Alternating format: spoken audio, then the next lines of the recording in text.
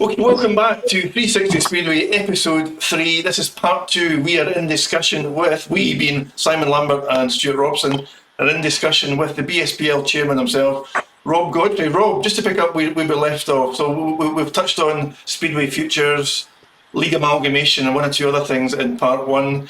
I wanted to ask you, Rob, credibility is a thing. So in 360 Speedway, we have had a couple of discussions about credibility, and I'm talking about British Speedway more so, and some issues that we think as a collective doesn't necessarily help as attract sponsorship or national media attention, and it annoys supporters and potentially sometimes drives them to stay away for a while at least. And one thing, Rob, that I wanted to pick up with you, and I'm interested in your views on this. So doubling up, Rob, is one issue which, assuming that you also see it as one, is apparently now a sort of embedded part of British Speedway. And you know, my question really is, are there any written down agreed plans or strategies to kind of relieve us from the doubling up, doubling down dependency that we currently have, Rob? Listen, we all don't like it. It's no question we don't like it, but I mean, it is a necessity, and you did see this is the talk of the one league thing over the winter, and then you saw people like Danny King saying, "I'm not riding in one league," and Josh Fickering, "I'm not riding in one league," and then he just creates other problems. Everyone would like to see it gone tomorrow, but it's a necessity, an evil that you just can't get rid of. You just can't get rid of it. We've created it, and now we can't get rid of it. It really is as simple as that. Until there is a massive surplus of riders, it's just not possible. And as I say, you saw some comments when riders felt that it was going to one league. You heard them, "I'm not riding in one league, I'm not riding in one league." It just makes the situation even worse. Do you think with some riders, because obviously your two premiership teams down effectively or at the moment? Well, at the moment, Simon. At the moment, I did say that. Do you think it will make the championship racing that little bit more passionate, riders hungry for it, because you've got effectively 10 riders out there that have gone from doubling up to only one league? Obviously, we don't know the Ipswich team at the minute, but somebody like Charles Wright, as an example, he's not been announced anywhere top league. So, obviously his earnings are going to be reduced. So do you think it's going to make it a bit more oomph behind it, which is going to make even closer, better racing this year? I'm not sure it will. I mean, I was, not disrespect. I mean, I love Danny King to bits, and he's my most favourite rider. I'll tell him, on parade and that, and he is my most favourite rider. But Danny did say that if it was one league, he wouldn't ride, and if he was faced with just one league and Ipswich didn't come back, I think he probably wouldn't ride. I think that I don't think it's going to make any difference at all, to be honest, personally. I just think it creates more problems. That's why the timing was wrong, as I said earlier, on trying to morph into one league. If you're going to do it, then you've got to do it at early season, so that everyone's aware what's going to happen, and you can assess how many riders you're going to have, and what your team strength's going to be, and potentially how many riders in your team's going to be. I don't think that if you was to get rid, you're just talking two less teams and more people riding in the championship, I don't think it'll make any difference at all, personally. I think it's a silly question, son. But you are a silly boy now and again. Occasionally. Yeah. So Rob, in terms of getting to a place where we can eradicate the dependency on doubling up. So off the top of my head, I'm thinking that either means that we have to bring on many more riders into the sport, almost flood the sport with new emerging riders, and somehow build them into the teams once they hit a certain standard. Or we have to start attracting riders, foreign riders, overseas riders to British Speedway who don't necessarily race here currently. And you'll have a much better view of this than I do, Rob. But outside looking in, again, there's lots of riders on the continent who have never yet stepped foot into British Speedway who probably would do a good job. I know, but you've got to get a balance again. I mean, I was quite shocked today to find out, there's quite a few new foreign riders coming into Britain. And there's people like Simon Lambert there without a job, and Alfie Botel. I was quite shocked that these two ain't got a job. Yeah. So you've got to look after your Brits really first. Can you just say that again, please? Just in case anyone didn't hear or there was an error. You have. Your Brits, technically, your most cheapest riders, no disrespect, it's a pound and shillings thing. And, I was quite shocked that them two were out of a job. And there's clubs bringing foreign riders in, which is bizarre. And that's not my club, because I tend to get as many Brits in it as I possibly can, because I'm a tight ass. Is that in British Speedway's gift, Rob, to try and do something about that, to introduce a policy that prioritises British riders, for example? Well, we do, but I mean, we give them an average reduction. But I'm just hopeful that them two guys do get a job. There's still some team places available. I hope Simon Lambert gets a job, that's for sure. Well, he can always have a job cleaning the toilets at Scunthorpe if he wants, but I don't know whether that'll go down well. Couldn't afford me, Rob. I'm British. well, that is true, because, true. I won't go any further on that one. But no, it's, So you've got to look after your Brits. I have been always tried to put a Brit in at reserve and grow a Brit through the team. I mean, we've had a few jobs. Well, we had Ty Buffington to start with, to be honest. No, we didn't. No, that's not true, because we had him in the National League. But we've had Jordan Palings and Luke Harrison's, etc. And we do try to give a Brit opportunity. And this year we've got Ryan Ingram that we're going to give an opportunity to. But yeah, what was the question? I can't remember. I'm not sure, but I'm going to ask you another one, Rob. You made me think about another issue in British Speedway. I'm sure you won't disagree with me, but over the past 5-6 seasons maybe, there's been a higher than we would want number of young riders who have decided to retire from the sport. They can't make it pay. They don't get an extended enough run in teams, etc., etc. You know all the issue. I'm sure you've had those conversations. How do we and is there anything in place or in plan for British Speedway? How do we begin to look after and encourage riders into the sport rather than discourage them from remaining part of it? Well, if you've got the answer to that, please tell us. I mean, every British rider is to get a job first, in my opinion, and then you should fill up your teams afterwards with foreign riders. That's how it should happen. But ultimately the promoter has to sell the product, and he's looking for the best team, and he's looking to win silverware as the fans are. So that market force overrides your British sentiment. The one that really just Ashton Bojan is the one that really gets me. Really, the kid was a talent, and he's potentially lost to British Speedway at this point. But I mean, I did speak to him end of last year about coming back, but they've made no attempt to that I know of.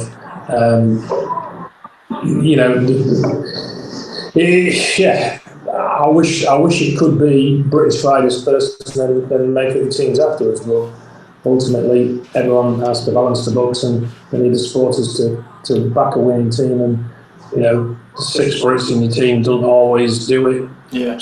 With some teams, and some teams it would. It's always a results-based business, isn't it, Speedway? So you've got to win things to keep your crowds and grow your crowds and all that stuff, yeah? Yeah, you have. I mean, I'm potentially pretty loyal to the point that we ended up at the bottom of the league last year because Simon was crap. But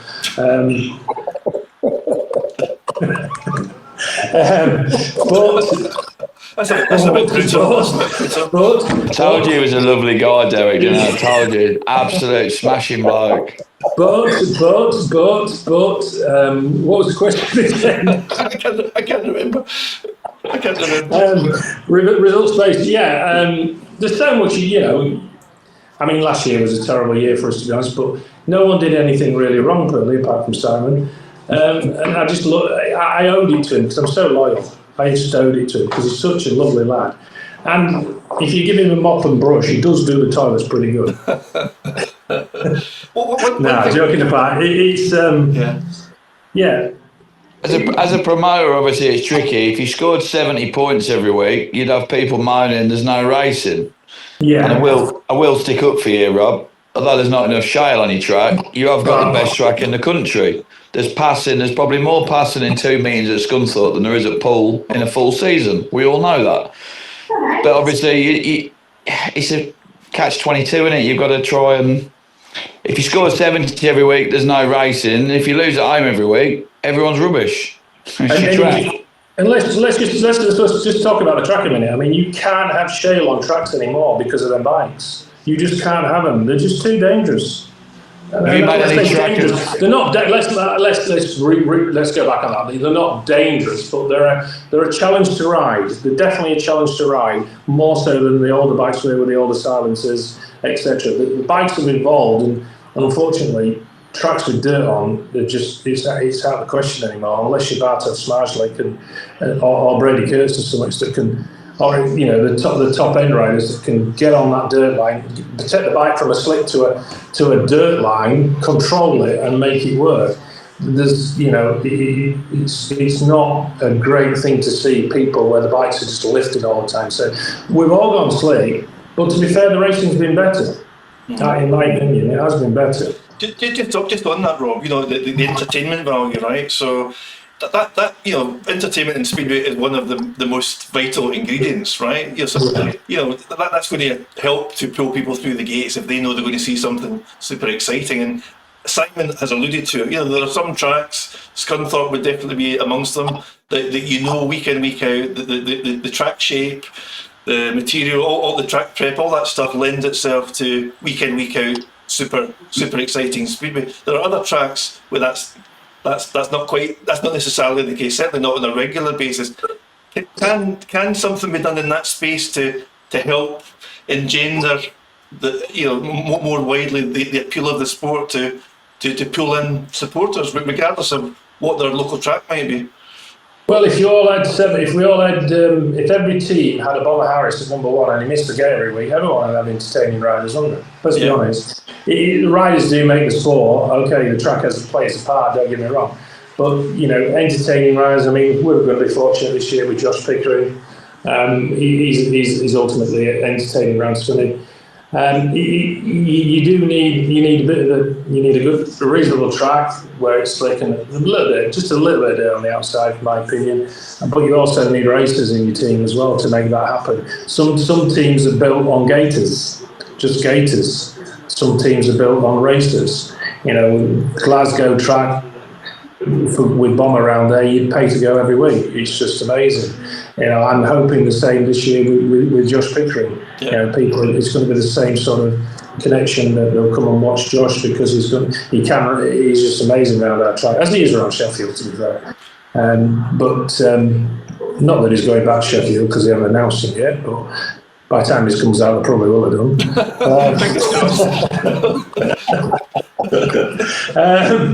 So yeah, you got to get that ingredient right, but all the riders do play the part in that. Rob, just going back to something that you touched on earlier, we were talking 5 or 10 minutes ago about young riders and trying to encourage them to remain in the sport and give them every chance to develop and make the grade and all that good stuff. Is the ability to try and reduce costs for riders, do you see that as a key goal for the sport? And does that, based on what you currently understand, is that the goal of the FIM initiative that you referred to earlier? There is an FIM initiative, and it is it's not final yet. It's in its infancy, but it is growing to reintroduce, believe it or not, at some point, long stroke engines.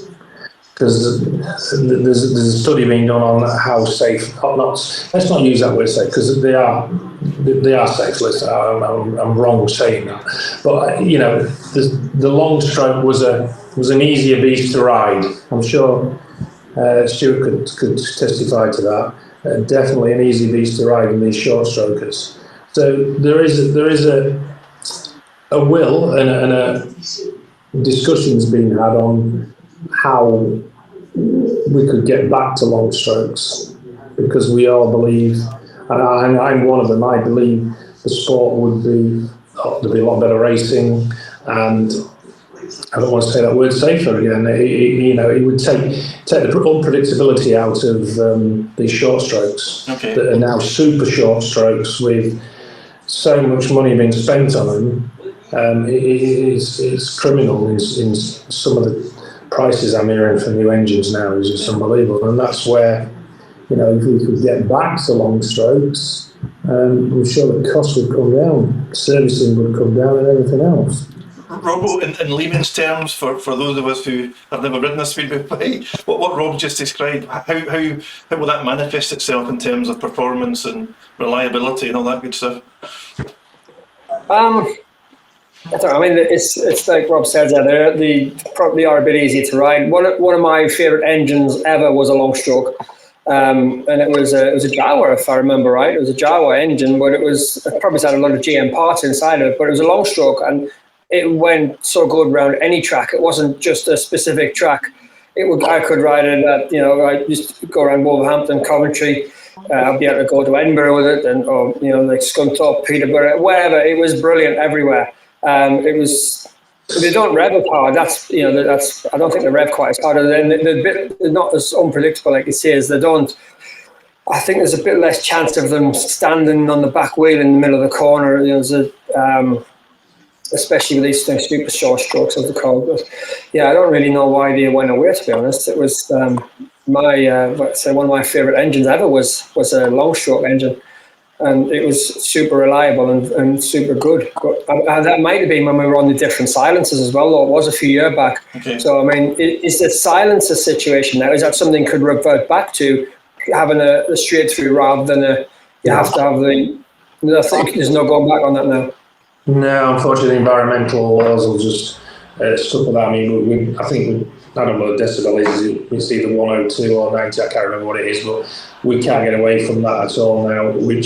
That would close stadiums. But I mean, do you remember going on short strokes? And what was your first reaction from a long stroke? It was quite a few years back now. I can't really remember, to be honest.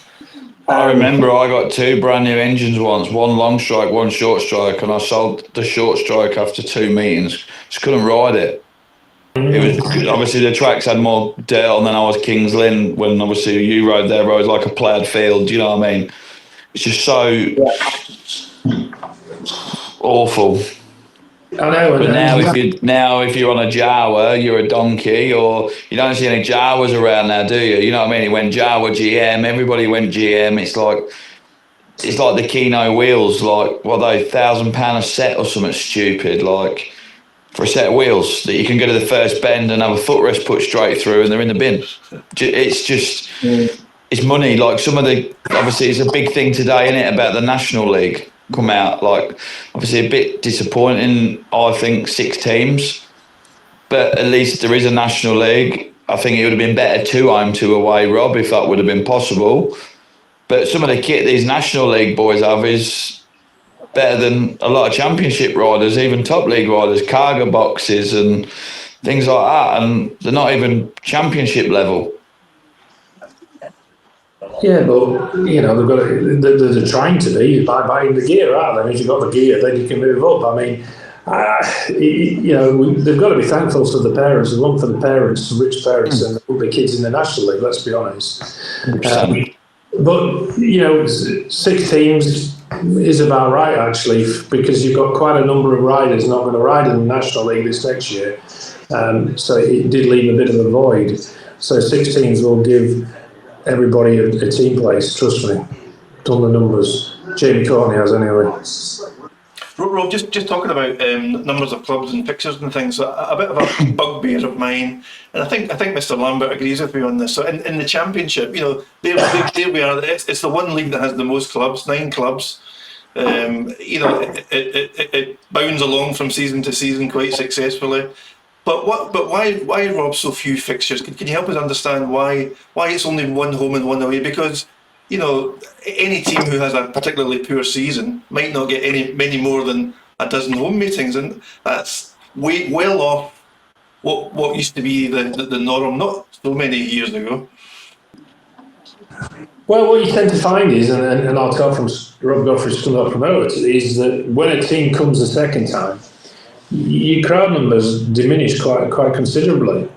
So you try to keep a fixture list where you've got different team coming every week. Obviously, you've got the BSN, so you're going to get some crossover there. We're going to get Redcar and Workington again. But if you're going home and away again, and you got one of them in the knockout cup, you could see the same team 3 times. And we saw it at the end of last season with Paul. Paul had Glasgow a couple of times. The crowd numbers just they don't stack up for the second time round. You're trying to keep a fixture list where you can at least the promoter is looking to make money, but he's grateful not to lose so much money. So, but it isn't all about money. I mean, this next year, I haven't got the fixtures. I just haven't got the dates because we've got a lot of Stockhouse meetings this next year, which is a dual-purpose stadium. Kings Lynn will be the same. We're just trying to think of other stadiums that will fall into this. Sheffield do that as well? No, not anymore. Sheffield, no, to the den, to be fair. But so you've got to fit. So if I only want 12 fixtures, 12 fixtures is a good number for me. Someone wants 20. I can't do any more, but they're going to have to do less. Or if they want any more, they're going to have to make Northern Lights Championship or something else up. But it's fitting everyone's individual track needs into a fixture list. But certainly the main reason is that when you duplicate teams coming back to yourself, crowd numbers going down. I mean, I can testify that first crowd last year with Redcar was amazing. The last one we had was not amazing. That's the reality. It's ultimately that is the reason why, and that's why one league would be fantastic for everyone. Yeah. So talking about a few questions, Robert, around growth and development is how I'm thinking about these. So thinking much more positively, we believe, because we read things in dispatches now and again, that around the country that there might be some clubs, some former clubs, some returning clubs who have an above average chance of making a return to the sport. So, I've read things about Coventry and Cradley and Peterborough, Rye House, Swindon, Somerset even, who knows, but my question really, Rob, is there will be some people behind the scenes trying to resurrect Speedway to these different locations and tracks and venues. Is the BSPL across all of that? Do you actively provide some support and guidance to those who are trying to achieve that outside of the sport currently? Anybody that contacts us will help them. I mean, we're quite aware of the Coventry situation. Probably weekly, monthly, as such. If we do believe that potentially could come back online for 27. We're hopeful that come back online for 27. We've supported every planning application that's gone in from the developers. Sorry, not supported. Sorry, put that back. From an STV point of view, we've objected to every application from the developers of Peterborough to support the Speedway. And there's been a few I can't say the word now, refusals, notifications that we've had that we put in and said Speedway, is viable at Peterborough, and we've objected to it, and that's been noted on every turn. And now, obviously, that one's come back now, where the houses have been thrown back. So we're kept abreast with that. We've got a good presence with Sport England that notify us and have kept us abreast of what's happening at Rye House. that one's gone quiet, I've got to be honest. And you know, there's still stadiums like Newcastle's still there. Newcastle's still there, Okay. still available. Just want someone to go and talk to the stadium owners, and you know, dog racing is not doing fantastic at the minute. Hopefully, get that one back. You know, there is potential to get other stadiums back, but certainly anybody that comes forward that wants help, we will give them help, no problem at all. Through BSPL, through SCB, ACU, Sport England, everything. We'll put everybody in the right direction. We've got a great man in David Rowe as well that obviously, and Jeff Davis through the Safe Commentary Speedway thing that's basically been doing it themselves, but have learned an awful lot through the process.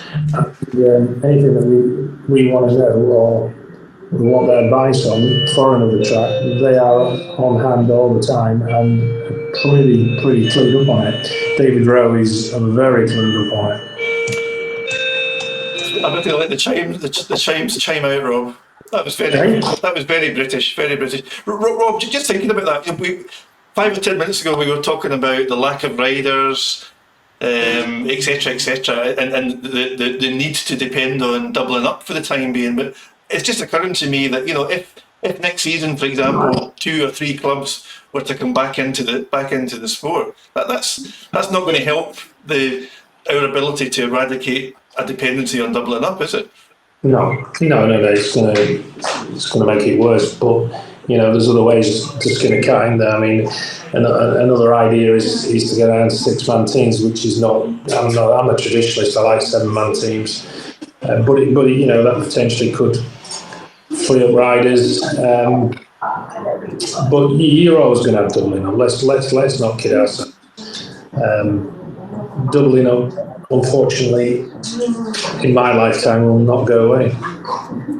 There's going to be less double uppers this year, though, than ever, isn't there? Well, there is. I mean, if you look at our team, well, we don't know who the last 2 are yet because we haven't decided. We've only got one doubling up. Last year, we didn't have any doubling up. Oh, we did. Luke took a position with Kings Lynn halfway through the season. So we only had one. There was less last year than ever before, wasn't there, to be honest? Is the doubling up open to all riders, or is it just to sort of British riders, or what's the sort of rules on that? Because I think originally that was the plan, wasn't it? Just for British riders. It was absolutely. I remember that. I remember it being enforced, and then someone at an AGM decided to open it up to everybody, and then that's where it's gone wrong. Not necessarily gone wrong, but you're stuck in that rut now. You can't get out of it. And I respect people like Danny and Charles and Charles Wright, and that, you know, they've had 2 jobs for a long time. To go back to 1 job would be hard. Plus, the Premiership will need them. You know, they're going to need them to fill the spots on the main riders that they're going to need. I get their point of view from that, because I know when I was riding, just riding in the British League, it was just riding 1 league especially now, I mean, now there's less teams. I mean, even back when I was riding, it was difficult enough to just ride in 1 league. I really did need both leagues to sort of make it viable, you know, to help me fund myself through the season, basically. So I kind of get their point of view from that, really. It's understandable. The only way you're going to stop it is if it goes 1 league. If in the future, somewhere in the future, there's 14, 15, 16, 17 team league, and then that will force it. That will stop it. But you know, at the minute, the Premiership wants the best riders. Some of them, unfortunately, ride in the Championship, and they have to double up. We're trying to make a Premiership that is. I'm trying to take it world class. I mean, it's got some world class riders in it, but the best it possibly can be. And as I said previously, hats off to the Premiership promoters for this next year, because I think we've done an amazing job in putting good teams together. It sounds such an exciting prospect to have a big league of 15, 16, 17, 18 clubs. It really does. Rob, here's a question for you, if you don't mind. So, in your opinion, have we allowed Speedway to become too clinical, if that's the right word, in Britain? And what I'm referring to is, I'm thinking back to the Jake Allen and Charles Wright skirmish, the handbags thing last year, because that propelled Speedway outside its normal media boundaries, if that makes sense. And, you know, supporters loved it, the riders walked off the track and put their arms around one another. There was no harm done. All that good, all that old-fashioned skirmish and showmanship. Have we become too clinical, Rob, and it's taken away some of the entertainment value? Do you know the sad thing about that is the only one person that got injured in that, and that was me. It was you, wasn't it? It was me. Hey, listen, I have this argument every week, not every week, but every time this conversation comes up with Neil Batcher. You know, we should be allowed to have the dramas from, you know, I remember me sitting on the track and getting fined 600 quid. I remember the referee calling a meeting off when he shouldn't have done, and I gave him a gone for me and fined me 600 quid. It is too clinical, you're quite right. I mean, year on year, I probably pay more into the Ben Fund than anybody else through fines that come the things that I say. But I agree with you 100%. And I've got to say that all the promoters agree with you. It's just getting that right balance, I'll be honest. It's getting the right balance. And the Jake Allen one and Charles Wright was a good balance because they were good mates. It did come across. We got 1 million views on YouTube, I think it was, or whatever social media platform it was. So it did its job. Yeah. It did its job. And, you know, things like that in moderation with control. Just like another bit of handbags, but when it gets violent, that's the problem when it crosses over. Yeah. Well, here's a point in case, Rob, because Simon, Mr. Lambert here, told this story, and I was witness to it at Glasgow a couple of seasons ago. That one. So he marched up to the referee's box, he remonstrated with the referee, and he was fined £600 for his troubles. Yeah, he was, and I wish we could show that video on YouTube because we'll get 1 million views on that, because it was actually filmed and sent to me, and it was the most funniest thing I've ever heard. But to be fair to Simon, and once again, there was no violence involved. He was just remonstrating with the referee in the politest manner that you could possibly get. But it was the most funniest video that you'll ever see. Have you seen the video? Yeah, you said me. No, but has anybody else seen the video in this room? I was privy to something from inside the referee's box at the time, but I don't know if that's the same video or not that you're talking about. Yeah, it is. Yeah, it is. Yeah. It is. Yeah, it is funny. It is funny. I mean, and yet, you know, Simon put some great points to him, but this is a drama. I mean, it should be a bit theatrical. Can't say the word now. It should be that way. I mean, we always remember Ian Thomas. I remember Ian Thomas, and you know the scenarios with the phone to the referee, and he wasn't even talking to the referee, slamming the phone down and things like that. You know, it's that bit of the Speedway it does, and we keep talking about this. It does need to come back. There needs to be some drama. How do we get it back, Rob? You know, if we keep talking about it, and we can see the benefit of coming to some agreement around it and set some boundaries around it. How do we make it happen? Well, I'll tell you why it can't happen, because of people with too many opinions. Because you know you have a bit of drama, and the next thing you're on social media, and everyone is laying into you. There's too many eyes on you now. That's the problem. It's what's good for you is not good for somebody else, and you know everyone's got an opinion, and there's. You know, we know it's good, but some do will just slag you off and report you to the police nowadays. Because obviously, where most tracks you go to now, the BSN or obviously Scunny, you do it yourselves, and most other tracks, I think everyone does, but Glasgow, to be fair, do their own streaming. Are referees allowed to go and watch that? Because it is basically like VAR, isn't it, for football?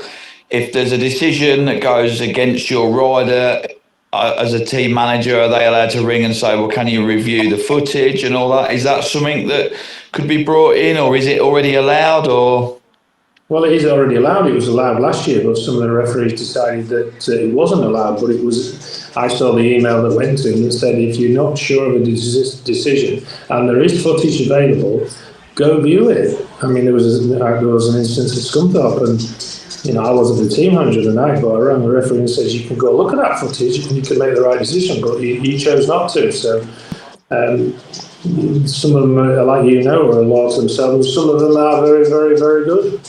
This is where, like, obviously, the future thing comes. It's got to be, as a rider, we're all meant to turn up with clean bikes, look the smart. We're representing the club. We're representing ourselves as such.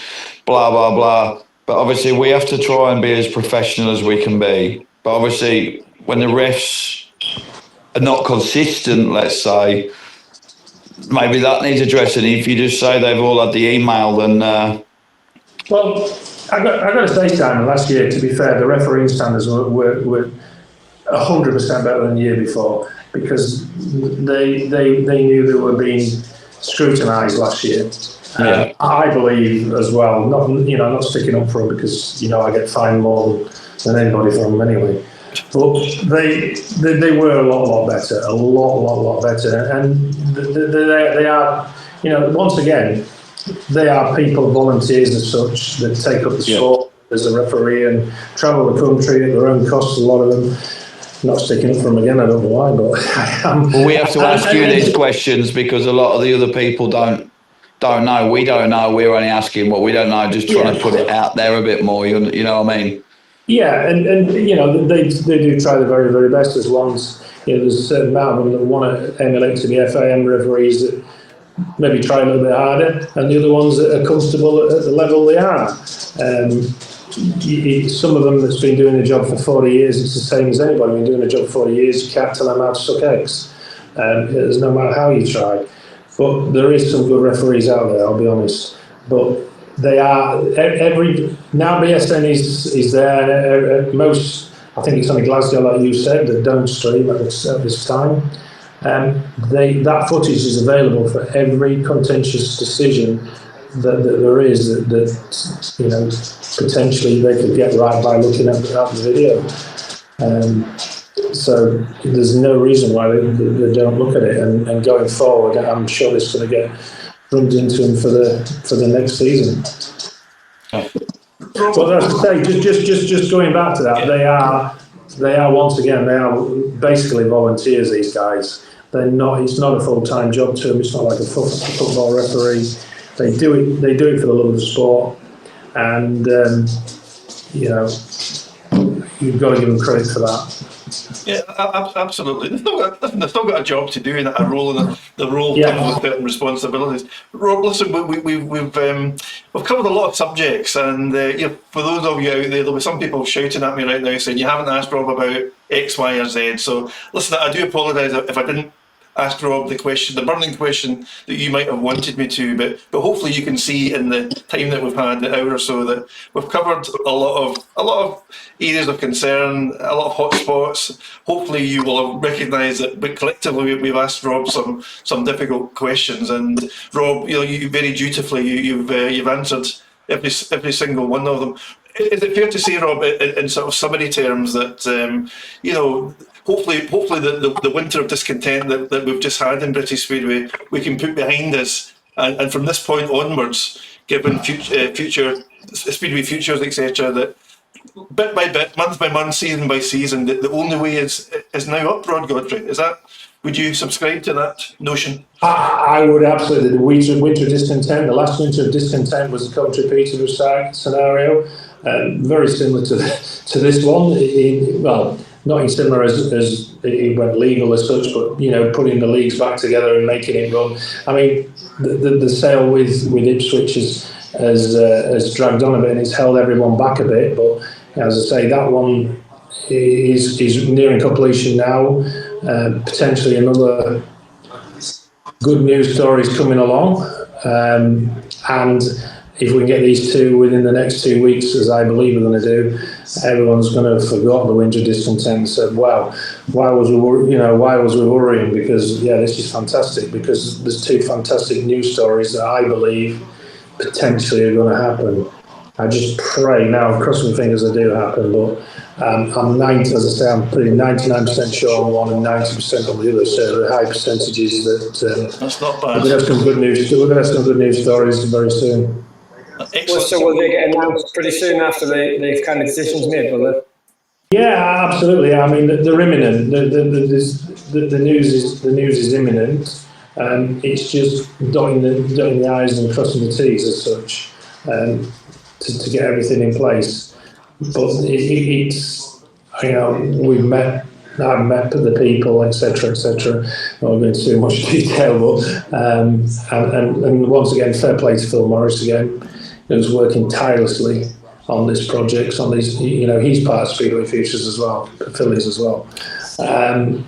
So hopefully in the next 2 weeks we can have something positive. If you want me back on at any time, I'll come and talk about it, and we can have a laugh then. So if we get so many likes, what's the most record we've ever had, Derek? I would need to check on that, Simon, but I feel that if we can beat that with this episode, Rob, by a considerable 1,500 people, will you do a live on Facebook, open to the world? 1.5 million you need. Listen, when there's no am on there, no one's going to switch it on, mate, I'm telling you. Everyone will switch it on, and Derek will be starting at 4 p.m. and we'll be finishing at 10, and you will be God. British Speedway Forum tomorrow will be all about slagging me, you watch. Right, listen, I'm past that. You heard it here first. So Rob Godfrey, chairman of the VSPL, will do a live 360 Speedway special, and you can put your questions directly to Rob. I'll do that. Listen, let's get these next few weeks out of the way. Let's get so that we've got a good fixture list coming out, and the positivity's back there, and we'll talk about the future again, because hopefully there'll be maybe some more news on where we're going with futures. I don't know. Hopefully, and we'll try and give you something that's a positive that's happening because of futures. I'll try my very best to, because as I say, everything on that side of the scale is positive. Thank you. You might even have a full team by then, Derek.